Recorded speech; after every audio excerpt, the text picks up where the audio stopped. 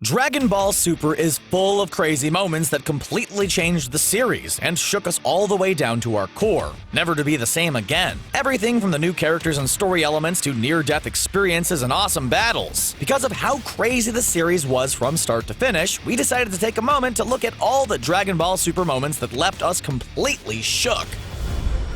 Alternate universes. Nearly every major arc of Dragon Ball Z introduced a number of new story elements that completely changed the course of the series. For the Saiyan saga, it was the fact that Goku was an alien, and the introduction of Otherworld and King Kai. For the Frieza saga, it was a larger universe, and the introduction of Super Saiyans. And for the Buu saga, we learned of more powerful gods and ancient evils. Dragon Ball Super has mainly followed suit in this regard, with the Beerus and Golden Frieza sagas introducing destroyer gods and godly Super Saiyan forms. However, since these elements were first introduced in Battle of Gods and Resurrection F, the first official major shakeup of the series came in the form of Champa, or more specifically, the introduction of alternate universes. We were already aware of alternate dimensions, since Otherworld and the Hyperbolic Time Chamber have been big parts of the franchise for a while now, but the idea of parallel universes was a new concept. With the introduction of Beerus' brother Champa, we learned that there's a destroyer god for every universe, which in turn led to the explanation of all the alternate universes. This story element definitely shook things up, leaving us with the notion that the world of Dragon Ball was actually much bigger than we thought, expanding from a lone universe to a multiverse.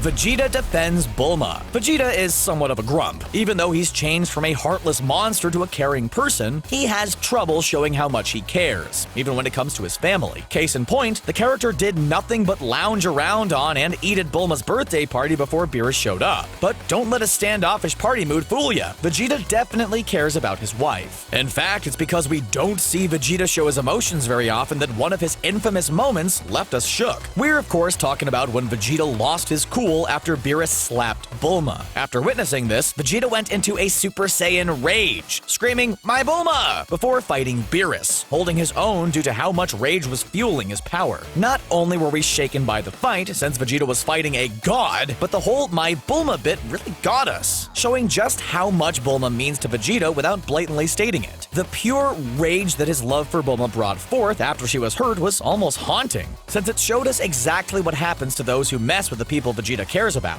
especially his family. In other words, Vegeta's love for his family makes him so scary that it shook us to our core. Goku Black. Goku Black was a pretty interesting villain. Even if the character's arc and the Future Trunks saga as a whole wasn't executed all that well, you gotta admit that there were a lot of cool ideas that went into it. Specifically, the idea to have an evil version of Goku as a villain was a really cool one that led to some interesting storytelling. An evil version of Goku has been used before in the Dragon Ball franchise, but Goku Black was different. He was mysterious. It wasn't until partway through the saga that we learned of the character's origins, but leading up to that, it was haunting to see the hero we knew and love hunt down and destroy humans without mercy. It came as a shock to see Goku as a villain, and when we finally learned why this was the case, it was just as shocking. Learning that Goku's body had been taken over by a vengeful god who wished to rid the universe of foolish mortals was pretty crazy, as was learning about how it all went down. The most shocking, haunting, and dreadful part of the saga was of course when Goku Black revealed to the real Goku how he killed Chi-Chi and Goten in his body, a reveal that filled Goku with a burning rage and left us completely shook. Goku masters Ultra Instinct. Without a doubt, one of the greatest moments of Dragon Ball Z was Goku's first Super Saiyan transformation. After the idea of a Super Saiyan had been teased for so long, seeing it burst forth in such an explosive, epic way was satisfying to both the story and the series as a whole. Although nothing can quite top that moment, there's a part of Dragon Ball Super that comes pretty close: Goku's mastery of Ultra Instinct. Like Super Saiyans, information about Ultra Instinct had been tossed around and discussed prior to Goku's full mastery of it. Additionally, Goku managed to tap into the form in a few instances before fully mastering it in his fight with Jiren, the moment essentially marking the Tournament of Powers climax. And what a moment it was! The animation was beautiful, Goku's transformation felt earned, and the resulting fight is one of the franchise's best. But these reasons are just part of why Goku's Ultra Instinct mastery left us shook. On top of being just plain cool, the fact that Goku mastered a technique that even the gods themselves have trouble mastering, and that he mastered it over the course of the tournament was pretty epic in its own right. We weren't the only ones left shook either. since Beerus was so impressed with Goku's actions that he stood in respect with the other gods following suit. Battle with Jiren. Dragon Ball Super isn't without its faults, but it did give us more Dragon Ball. It also had some significantly rushed animation that made the whole series suffer. However, it managed to pull out all the stops for certain episodes and fights. The final moments of the Tournament of Power being one awesome instance of this. This fight was epic for a number of reasons. First of all, the clash between Jiren and Goku had been built up since the exhibition match, planting the seeds for the battle to come. Second, the fight truly began after Goku had mastered Ultra Instinct, which, as we stated, was a powerful, shocking moment that'll go down in Dragon Ball history. Finally, what made the fight so epic was the animation. The visuals of Goku's brawl with Jiren were absolutely fantastic, nearly flawless in every way. The fight's animation was so good that it practically made up for every single poorly animated sequence in the entire series up to that point. Every attack has weight to it, and the choreography and animation made for a perfect battle that left us completely shook with how awesome it was. And to top it all off, we were left shook by the final moments of the battle, when Goku could barely keep his Super Saiyan form, and when he and Frieza teamed up to deal the final blow. Hit kills Goku. Goku's depicted as being a bit dumber than usual in Dragon Ball Super, one of his dumbest acts being hiring the Universe 6 assassin Hit to kill him. Yeah, you heard that right. Goku used Hit to put a hit on himself. It was definitely a dumb move, even if Goku had his reasons. The craziest part, however, was witnessing it all go down without an explanation. Prior to learning that Goku hired Hit himself in order to force them to fight as a means of training, all we saw was Goku die at the hands of the time-skipping assassin. It was shocking, to say the least. Not only because it seemed to come out of nowhere, but also because of the way in which Goku's death is visually depicted. We saw a shadow over his face, and no life in his eyes. It was pretty haunting, scarring even. Another reason it was so shocking to see Hit kill Goku is because the episode was merely a one-off filler, a short story that we definitely did not expect to go the direction it went. It's safe to say Goku's apparent death left us shook, completely devastating Gohan, Goten, and Piccolo. Piccolo was able to resuscitate the foolish Saiyan, leading in to reveal that the entire thing was his doing, a revelation that was just as shocking as his perceived death.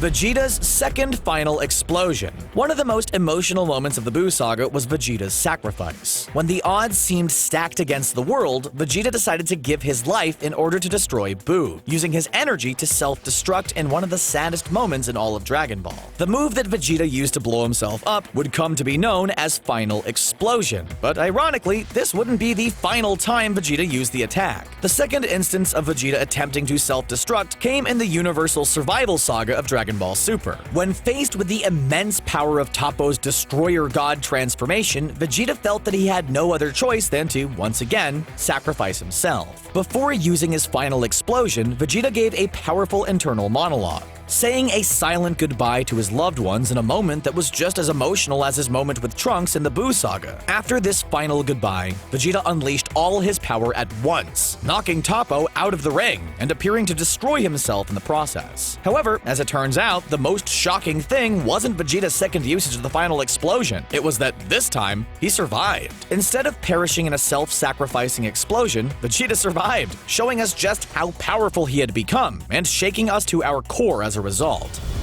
17 restores the universes. The Tournament of Power ended when Goku and Frieza finally managed to get the upper hand on Jiren and knock him out of the ring, but it wasn't either of them that were the official victors of the tournament, since they were knocked out along with Jiren. No, the true winner of the Tournament of Power was none other than Android 17, who was the only combatant left standing at the end of the chaos that was Jiren and Goku's battle. As 17 was the last combatant left, the prize of a Super Dragon Ball wish was his, and since he joined Team Universe 7 with the hopes of wishing for a vacation for his family, we almost expected him to do exactly that. However, the former villain ended up wishing all the previously erased universes back into existence. A somewhat shocking twist that only got weirder. As it turns out, the Tournament of Power was, on top of being a form of entertainment for the Zenos, a test. Apparently, if Android 17 had wished for something selfish, the Zenos would have erased Universe 7, as the tournament only existed to see how good the winning universe actually was. Both Android 17's wish and the reveal that restoring the universes was a part of the plan all along were pretty huge plot twists, leaving us completely shook in the aftermath.